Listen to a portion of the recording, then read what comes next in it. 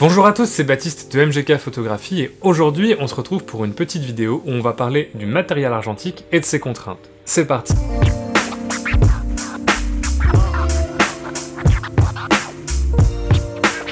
Je pense que ça se sera vu si vous regardez cette chaîne depuis un moment, j'apprécie particulièrement collectionner un petit peu le matériel argentique. Alors que d'un côté je suis le premier à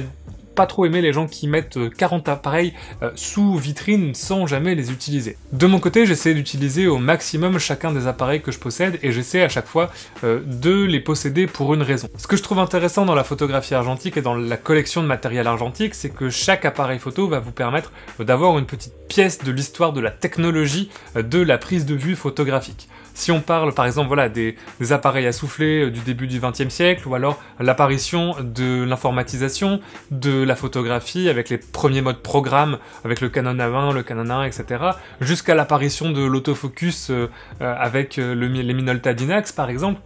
on a à chaque fois dans ces appareils un petit bout de l'histoire technologique humaine et je trouve que c'est pour le coup hyper intéressant d'un point de vue collectionneur et passionné de technologie. L'avantage de pouvoir tester plein de boîtiers et de pouvoir avoir plein de boîtiers argentiques différentes époques et de différents niveaux d'avancement technologique, c'est que ça va permettre d'apprivoiser la contrainte et de gérer cette contrainte plus facilement je trouve qu'avec du matériel numérique, surtout lorsque l'on est débutant. Avec du matériel numérique, vous avez l'image instantanément, vous avez un boîtier avec plein de boutons, avec plein de menus, avec plein de fonctions que vous comprenez pas, et bien souvent le réflexe le plus primaire, ça va être on va l'utiliser soit en mode tout automatique sans chercher à comprendre, soit on va le laisser sur l'étagère et on va plus le ressortir. De mon côté, eh bien, j'ai le choix de mes contraintes. Quand je vais sortir en sortie photo, selon que je prenne un appareil très récent ou un appareil très ancien, je vais pas me fixer à moi-même les mêmes contraintes. Et je pense que c'est ça, dans le choix du matériel argentique qu'on va prendre, dans le choix du matériel photographique même qu'on va prendre, on va se fixer une contrainte. Si je pars faire de la photo de sport avec un appareil photo sans autofocus, sans exposition automatique et entièrement manuel où je vais devoir tout régler moi-même, eh bien je vais avoir un désavantage par rapport à un photographe qui va avoir un boîtier plus moderne, parce que bien lui il va être aidé par tout ça, par sa technologie, pour faire une image qui soit correcte. Et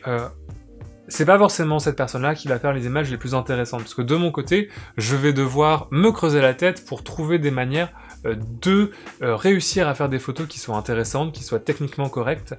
avec un matériel limité. Ça peut paraître totalement masochiste et ça peut paraître totalement stupide comme idée, puisque bon, la technologie a toujours été là pour aider et faciliter le travail de l'homme, mais d'un point de vue créatif et artistique, c'est pas forcément totalement stupide, puisque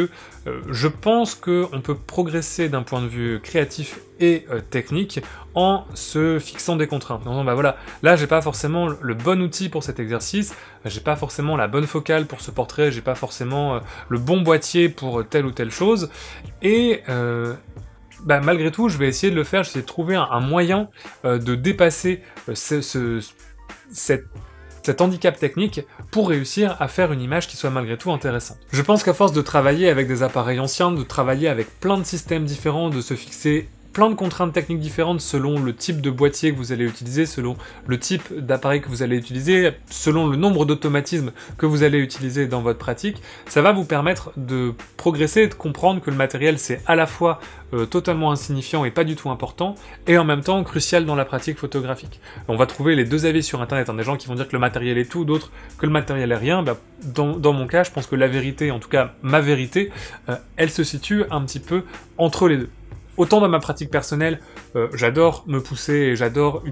tester de différents types de matériel, passer du temps à apprendre à utiliser un boîtier, à dompter presque un appareil photo, parce que dans certains cas, et dans le cas de certains appareils, on est vraiment là-dedans où vous allez faire une pellicule, ça va pas être la bonne, ça va être tout moche, ça va être raté, une deuxième pellicule, et vous allez apprendre au fur et à mesure à apprivoiser le boîtier, à l'utiliser correctement, à comprendre comment il expose, et presque à créer une relation entre l'homme et la machine dans l'utilisation de l'objet.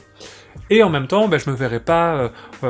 prendre ce risque-là sur des commandes ou sur des projets vraiment importants ou sur des commandes avec des clients pour quelqu'un d'autre en tout cas, puisque dans cette pratique-là commerciale, je suis obligé de répondre à la commande de quelqu'un d'autre et je peux pas prendre autant de risques créatifs puisqu'il faut que je puisse répondre au mieux aux différents aléas qui puissent se passer. Si j'ai un appareil photo trop ancien ou qui est pas assez fiable ou que je maîtrise pas assez,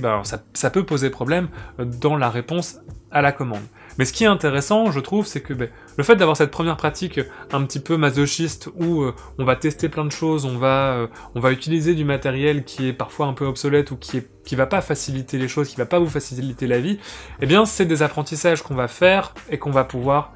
réinvestir dans cette pratique plus assistée, dans une pratique plus simple, on va dire, d'un point de vue technique, s'entend, uniquement dans la prise en main de l'objet de l'appareil photo, mais le fait d'avoir d'avoir cette capacité à prendre en main des appareils qui sont compliqués et qui vous aident pas forcément, bien je pense que ça va vraiment vous aider à comprendre le fonctionnement de boîtiers plus avancés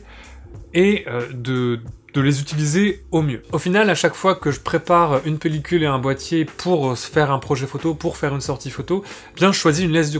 de contraintes. Et moi, ça m'a vachement aidé à progresser dans ma pratique photographique. Alors je pense qu'on peut très bien le faire sans passer par l'argentique et tout simplement avec un appareil photo numérique. En tout cas, le fait de passer par l'argentique et le fait de pouvoir le faire en argentique, c'est une contrainte physique. Une fois que vous avez chargé votre pellicule, une fois que c'est du noir et blanc, une fois que vous avez choisi tel boîtier qui a tel défaut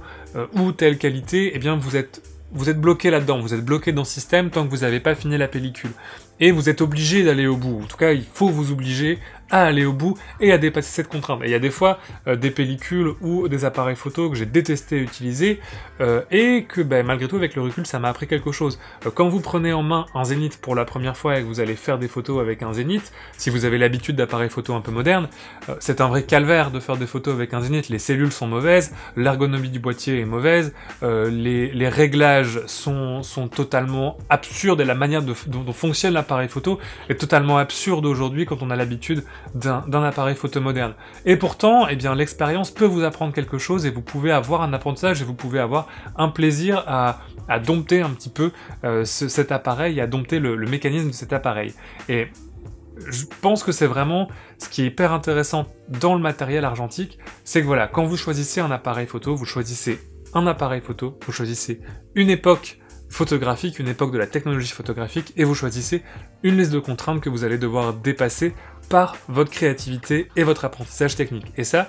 je pense malgré tout qu'il n'y a que en collectant différents appareils photo, en essayant plein de boîtiers d'appareils photo et en vous plaçant un moment dans la frise technologique de la photographie, que vous pouvez en faire l'expérience. J'espère que cette vidéo quasi philosophique sur le matériel photo t'aura plu. J'avoue que ça m'avait un petit peu manqué de faire des vidéos comme ça, plus de réflexion globale sur la photographie. Ça m'avait un petit peu manqué parce que là on était vachement dans un cycle matos technique,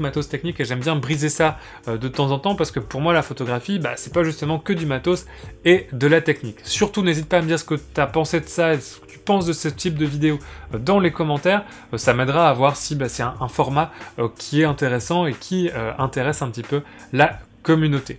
Tant que tu me donnes ton avis sur cette vidéo, tu peux aller voir dans la description, il y a tous les liens pour me suivre sur les réseaux sociaux et également le lien vers ma page Tipeee où tu peux encore t'inscrire pour le projet Film Mystère. Il reste une place à saisir en 120 pour participer au mois de mars. Moi je te dis à la semaine prochaine et d'ici là, bonne photo!